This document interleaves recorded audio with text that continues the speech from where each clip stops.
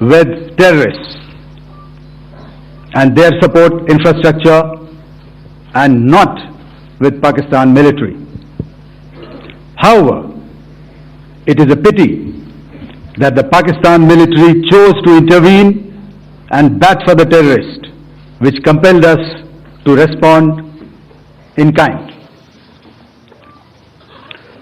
दोस्तों, हमारी लड़ाई आतंकवाद और आतंकवादियों के खिलाफ थी। इसलिए 7 मई को हमने केवल आतंकवादी ठिकानों पर ही हमला किया था। पर अफसोस इस बात का है कि पाकिस्तानी सेना ने आतंकवादियों का साथ देना उचित समझा और इस लड़ाई को अपनी लड़ाई बना ली। इस परिस्थिति में हमारी जवाबी कार्यवाही अत्यंत आवश्यक थी और इसमें उनका जो भी नुकसान हुआ वे खुद इसके लिए जिम्मेदार हैं। हमारी तरफ से हमारी एयर डिफेंस सिस्टम्स देश के लिए दीवार की तरह खड़ी थी और इसको भेदना दुश्मन के लिए नामुमकिन था।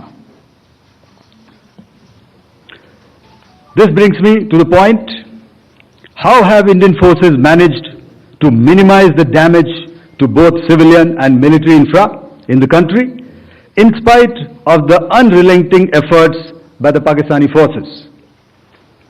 Most of you and the majority populace within the country have had a lot to say about the layered and integrated air defense systems put in place by the Indian Armed Forces, which includes the assets of the Indian Army, the Indian Navy, in addition to the primary air defense assets of the Indian Air Force.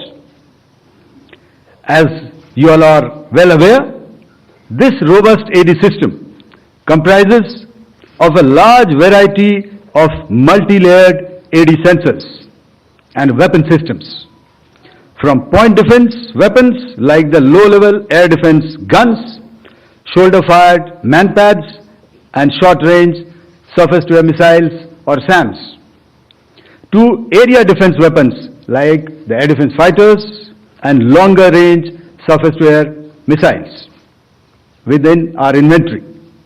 Additionally, the numerous waves of drones and unmanned combat aerial vehicles employed by Pakistan were also thwarted by the indigenously developed soft and hard kill counter-US systems and the well-trained Indian air defense personnel. All this was brought together as an efficient and effective AD environment by the Integrated Air Command and Control System, or the ISCCS of the Indian Air Force, which accords us the net-centric operational capability which is vital to modern days war fighting. While much has been said and written about the newer systems, I would like to place on record the performance and efficacy demonstrated by even the older battle-proven AD systems like the Pichora, the Osa AK and the LLAD guns in countering the Pakistani threat vectors in the current operations. They were all modern generations, but these battle-proven systems stood the test of time and took them on head-on. Another highlight has been the stellar performance of the indigenous air defense weapon system like the Akash system.